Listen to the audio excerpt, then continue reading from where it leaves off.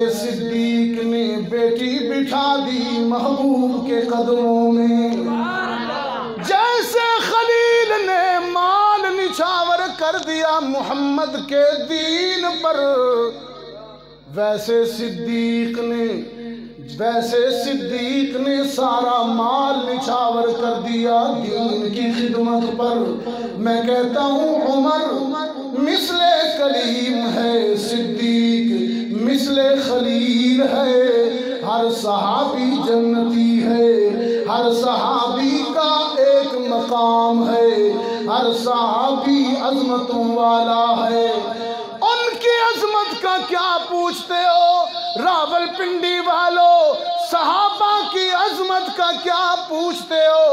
تیرے میرے انجام کا تو پتہ نہیں، لیکن قرآن صحابہ کے بارے میں کہتا ہے اعد لہم جنات تجری من تحتها الانہار، صحابہ وہ ہیں میں نے جنتیں تیار کر دی ہیں ان کے لیے۔ جو کہا جاتا ہے نا ہر صحابی نبی، وہ اس آیت کا ترجمہ ہے۔ رب کائنات نے فرمایا اعد لہم جنات، میں نے جنتیں باغات سجا دیے محمد کے حلقہ میں بیٹھنے والوں کے لیے، میں نے جنتیں سجا دی۔ جو صحابی کو جنتی نہیں مانتا، قرآن میں خدا کے کیے ہوئے اس وعدے کا کیا کرے گا؟ رب کائنات نے فرمایا اولئک کتب فی قلوبہم الایمان، میں نے اپنے قلم قدرت سے صحابہ کے دل کی تختی پر ایمان لکھ دیا۔ کتب فی قلوبہم، جب میرا لکھا ہوا ہے تو مٹائے گا کون؟ جب ایمان میں نے لکھ دیا کون مٹائے گا؟ مٹانے والا کوئی قیامت تک نہیں آ سکتا۔ میرے صحابہ نے فرش زمین پر محمد کی رسالت کی گواہی دی، اپنے صحابہ کا احسان کا بدلہ میں عرش بری سے یوں اتارتا ہوں کہ انہوں نے فرش زمین پر میرے محبوب کی رسالت کی گواہی دی، میں عرش بری پر ان کے ایمان کی گواہی بھی دیتا ہوں، اعلان بھی کرتا ہوں اولئک هم المؤمنون حقا، سارے پکے ٹھکے مومن صحابہ سارے۔ اچھا عجیب اتفاق ہے، جن کو قرآن کہتا ہے پکے ٹھکے مومن، نقلی مومن ان کو مومن نہیں سمجھتے، اپنے آپ کو مومن کہتے ہیں۔ دیکھو نا ستم ظریفی دیکھیے، ویسے تو مومن بھرا ہیں ہمارے، مومن بھراؤ تو وہ صحابہ کو مومن نہیں سمجھتے۔ سبحان اللہ، صحابہ کو بدلا قرآن کی عظمتوں نے۔ قرآن کریم ایک ایسی عظیم کتاب ہے کہ اس کے ساتھ جو بھی وابستہ ہوتا ہے منسوب ہوتا ہے خود عظیم ہو جاتا ہے۔ جبریل خدمت قرآن کے صدقے بلند ہوا، کعبہ خدمت قرآن کے صدقے، بیت اللہ خدمت قرآن کے صدقے کعبہ ٹھہرا، اور محمد عربی صلی اللہ علیہ وسلم ایک یتیم پر قرآن نازل ہوا، اسے اتنی بلندی ملی، اتنی بلندی ملی، اتنی عظمت ملی کہ سدرہ اس کی گرد راہ ہوئی، کعبہ قوسین اس کی منزل ہوئی۔ اس کی رفتار کا یہ عالم ہے کہ پل بھر میں وہ فرش سے عرش پر پہنچا۔ یہ قرآن کی عظمتیں ہیں، قرآن کی وجہ سے ہی ایک یتیم۔ تو کبھی کبھی میں بات یہ کر رہا تھا کہ قاری سے فرمائش کرنا کہ تو مجھے قرآن سنا، یہی بات کر رہا تھا، یہ سنت اللہ ہے، اور قاری کا قرآن سنا دینا یہ سنت رسول اللہ ہے۔ اللہ نے اپنے محبوب کو حکم بھی دیا اور فرمائش بھی کی کہ رتل القرآن ترتیلا، کہ قرآن کو جب بھی میرے محبوب پڑھا کیجئے تو ترتیل سے، تجوید سے خوبصورت بنا کے پڑھا کیجئے۔ اور رحمت عالم خوبصورت بنا کے قرآن پڑھتے تھے۔ ایک رحمت عالم کی تلاوت ایسی ہے آپ کی حیات طیبہ کی، ویسے تو آپ نے بدر میں پڑھا، احد میں پڑھا، احزاب میں پڑھا، مکہ میں پڑھا، مدینہ میں پڑھا، ہر جگہ بے مثال پڑھا، لیکن ایک تلاوت اللہ کے رسول کی ایسی ہے جو قرآن نے، حالانکہ قرآن خود قرآن ہے، قرآن نے محمد کی اس تلاوت کا ذکر کیا، بتایا ہم کو کہ اس دن میرے محبوب نے کمال قرآن پڑھا۔ طائف کے میدان سے سنگباری کا نشانہ بننے کے بعد ایک نخلستان میں لہو لہان کھڑے ہیں، جب زید کہہ رہے تھے ان بدبختوں کے لیے بد دعا کریں تو اللہ کے رسول نے کہا بد دعا نہیں کرتا، میں قرآن پڑھتا ہوں۔ اس وقت اللہ کے رسول جس زخمی حالت میں، جس درد سے قرآن کریم پڑھ رہے تھے، اور دل میں درد یہ تھا کہ مکہ سے طائف آیا تھا کہ مکہ والوں نے میری بات نہیں سنی، طائف والوں نے پتھر مار دیا، اب یہاں کھڑا ہوں لہو لہان، کوئی میری بات نہیں سنتا۔ تو اللہ نے فرمایا اچھا کوئی نہیں سنتا، ہم بتاتے ہیں کون سنتا ہے۔ اس جو یہاں تلاوت کی جا رہی تھی بڑے درد والے انداز سے، اس کا تذکرہ قرآن نے فرمایا وَإِذْ صَرَفْنَا إِلَيْكَ نَفَرًا مِّنَ الْجِنِّ يَسْتَمِعُونَ الْقُرْآنَ۔ میرا محبوب ایک نخلستان میں، ایک حدیقے میں، ایک باغیچے میں میرا قرآن پڑھ رہا تھا، زبان محمد مصطفیٰ کی تھی، کلام خدا کا تھا۔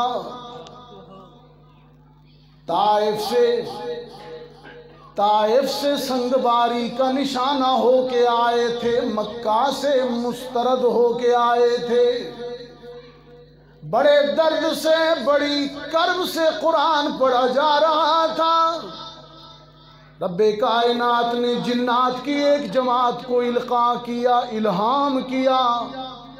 جنات کی وہ جماعت کرۂ ارض پر سچائی کی تلاش میں مارے مارے پھر رہی تھی۔ تورات سنا وہ بدلی ہوئی تھی، انجیل سنی وہ بھی بدلی ہوئی تھی۔ رب کائنات نے فرمایا تم نے تورات سنی، انجیل سنی، مطمئن نہ ہوئے، اب ذرا اس نخلستان میں، اس حدیقے میں میرے زخمی محمد کا قرآن سنو۔ قرآن کہتا ہے استمع نفر من الجن، جنات کی ایک جماعت نے کان لگائے، فلما حضروه قالوا انصتوا، جب قرآن کی آواز جنات کی سماعتوں سے ٹکرائی تو کہنے لگے خاموش، سنو سنو وہ کیا پڑھ رہی ہے۔ آپ کو بھی یہی حکم ہے کہ جب امام تلاوت کرے تو کیا کرنا ہے، اذا قرئ القرآن فاستمعوا له وانصتوا۔ جنات نے کہا حضروه، خاموش، قرآن سنا، اور جب اللہ کے رسول کی تلاوت ختم ہوئی تو جنات کی یہ جماعت واپس اپنی وادیوں کی طرف لوٹی اور جا کر کہتی ہے فَقَالُوا إِنَّا سَمِعْنَا قُرْآنًا عَجَبًا، ہم نے آج حدیقے میں ایک قرآن سنا ہے، وہ قرآن بھی عجیب ہے، پڑھنے والی زبان بھی عجیب ہے۔ وہ محمد عربی جس کے آنکھوں میں آنسوؤں کی لڑیاں تھیں، جس کی پنڈلیوں پر لہو کے نشان تھے، جس کی زبان پر اللہ کا قرآن تھا، آیات کیا تھیں؟ وہ سرکار دو عالم صلی اللہ علیہ وسلم پڑھ رہے تھے هو اللہ الذی لا الہ الا هو عالم الغیب والشہادہ هو الرحمن الرحیم۔ خدا بندہ تو توحید والا، تو تکبیر والا، تو متکبر، تو عزیز، تو مومن، تو مہیمن، تو جبار، تو خالق، تو باری، تو مصور، تو عزیز، تو حکیم، تیرے لیے اسماء حسنہ۔ خدا بندہ مکہ والے نہیں مانتے، طائف والے نہیں مانتے، طائف سے نسبت رکھنے والے تبلیغی جماعت کے نوجوانوں، طائف کے مبلغ، طائف کے عظیم مبلغ سے نسبت رکھنے والے تبلیغی جماعت کے لوگوں، محمد عربی حدیقے میں کہہ رہے ہیں خدا بندہ خالق تو، قادر تو، متکبر تو، عزیز تو، جبار تو، حکیم تو، تیرے لیے اسماء حسنہ، عالم غیب تو، عالم شہادت تو۔ خدا بندہ طائف والے نہیں مانتے تو نہ مانے، مکہ والے نہیں مانتے تو نہ مانے، لیکن تیری راہوں میں چل رہا ہوں، تو خوش ہے تو مجھے کسی کی پرواہ نہیں، تو خوش ہے تو مجھے کسی کی پرواہ نہیں۔ زمانے والے کچھ کہتے ہیں، بوری اٹھانے، بستر اٹھانے والے، لوٹے اٹھانے، کہتے رہیں، خداوندہ تو راضی رہنا۔ تو سرکار دو عالم نے ہاتھ اٹھا رکھے ہیں، اور راولپنڈی والوں، میرے آقا جب بھی ہاتھ اٹھاتے ہیں دعائیں قبول ہو جاتی ہیں۔ دعا کی قبولیت کا ایک منظر، دعا کی قبولیت کا ایک منظر، سرکار دو عالم صلی اللہ علیہ وسلم جمعہ کے دن خطبہ جمعہ ارشاد فرمانے کے لیے منبر پر تشریف لائے۔ ایک صحابی کھڑا ہو گیا، عرض کی اللہ کے رسول، ایک زمانہ ہو گیا مدینے میں بارش نہیں ہوئی، دعا کیجئے وہ کرم کمی برسائے۔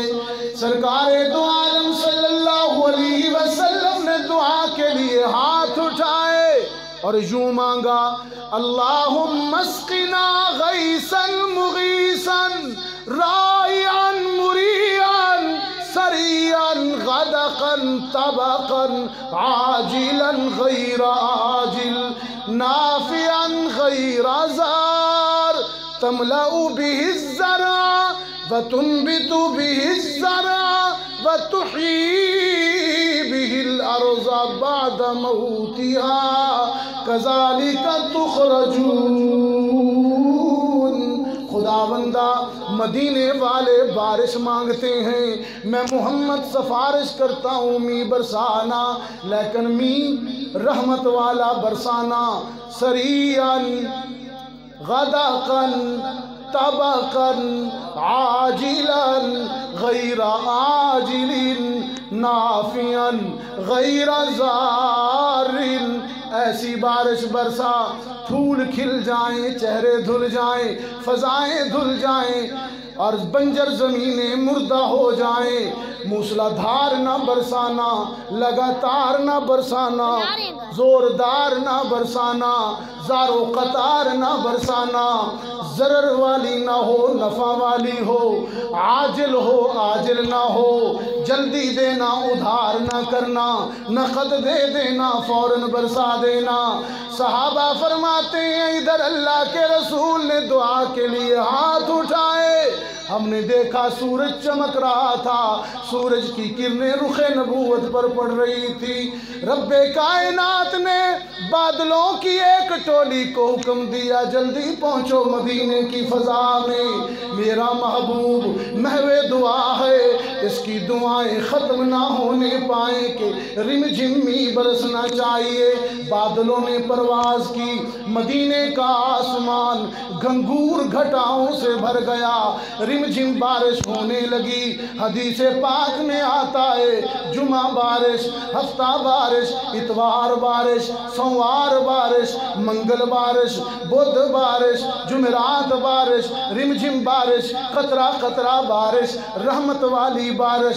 پھر جمعہ آ گیا، منبر پر خطیب آ گیا، مقتدی بھی جمع ہو گئے، آسمان رسالت کا چاند طلوع ہوا تو صحابہ جیسے نجوم نے ہجوم کر دیا۔ پھر وہی صحابی کھڑا ہو گیا، عرض کی اللہ کے رسول ایک ہفتہ ہو گیا بارش، اب تو جانور باندھنے کے لیے خشک جگہ بھی نہیں ملتی، دعا کیجئے نہ تھم جائے۔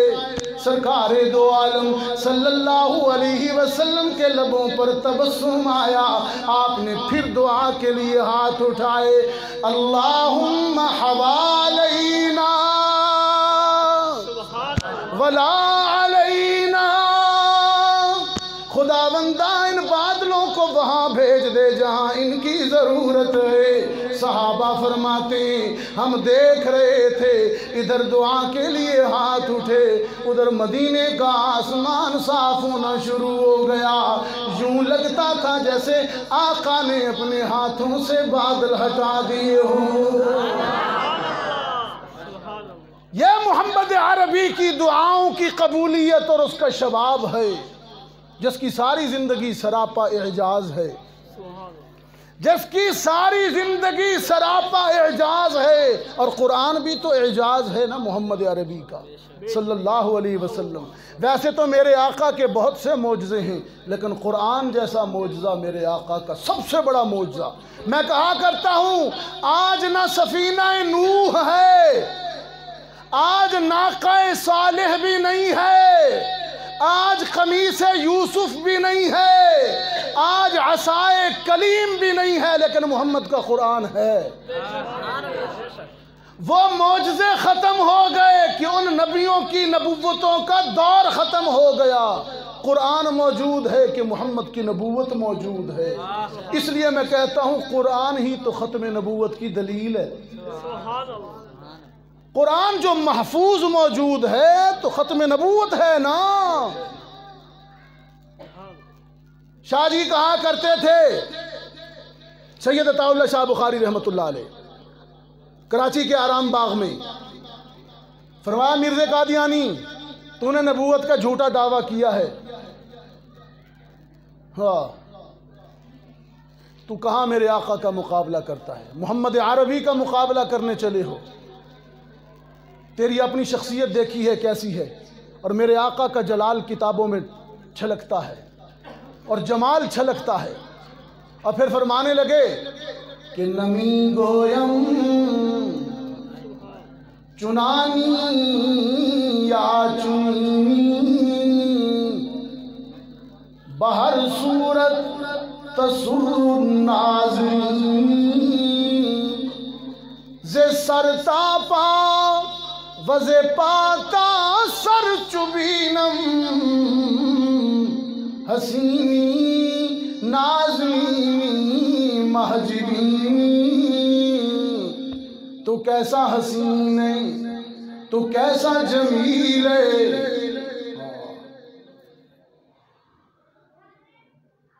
تیرے حسن کا یہ عالم ہے، تیرے جمال کا یہ عالم ہے کہ جب سفید عمامہ زیب سر کر کے اور قبائے عربی زیب تن کر کے مکہ کی دھرتی پر چلتا ہوگا تو دھرتی بھی عقیدت سے تیرے قدموں کو بوسے دیتی ہوگی۔ تو کیسا حسین ہے۔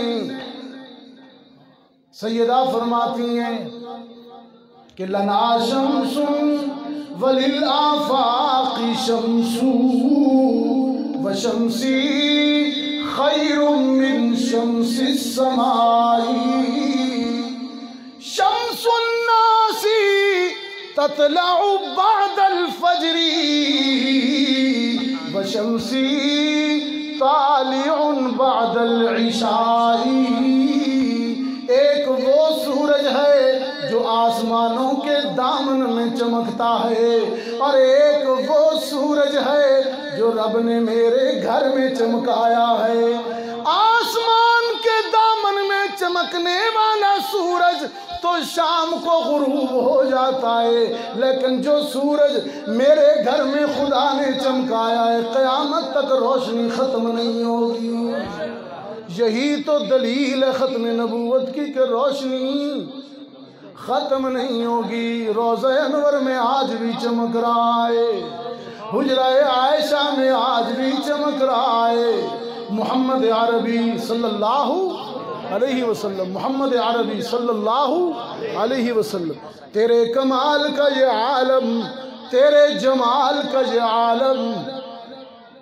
اور مرزا قادیانی سے فرمایا تو اپنی شکل دیکھ، تو نے اس امت میں نبوت کا دعویٰ کر کے افتراق ڈالنا چاہا، روح جہاد کی نفی کرنی چاہی، فرقہ واریت پھیلانی چاہی، اور ہم جانتے ہیں تو کس کا پروردہ ہے اور کس کے اشاروں پر کام کر رہا ہے، ہم جانتے ہیں اچھی طرح۔